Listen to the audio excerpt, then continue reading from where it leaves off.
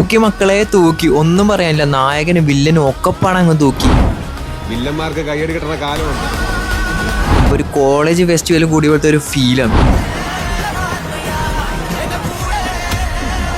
ഒരു പക്ക comedy action entertainment പാടോ, ഒന്നും പറയാനില്ല, ഒരു രക്ഷയില്ല. ബേസിലൊരു ഇന്റർവ്യൂവിൽ പറയുന്നുണ്ടല്ലോ, ടോവിനോനെ സൗഹൃദത്തിന്റെ പേരിൽ ചെറിയൊരു റോൾ കൊടുത്തിട്ട് വിളിക്കാൻ പറ്റില്ലല്ലോ എന്നുള്ള. ടോവിനോക്കല്ല കീട്ടില്ലാൻ പോലത്തെ റോളാണ് കൊടുത്തിട്ട്.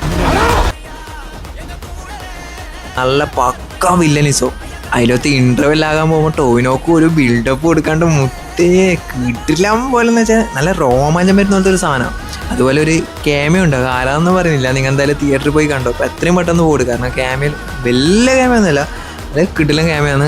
അതുപോലെ ക്ലൈമാക്സ് എല്ലാം ആകുമ്പോണ്ടല്ലോ ഇങ്ങനെ പരിപാടി നടത്തണം, ഓർഡർ ഓർഡർ ഓർഡർ ഒരു ആവേശം തരുന്നൊരു പാടില്ലേ, അങ്ങനത്തെ ഒരു സാധനം.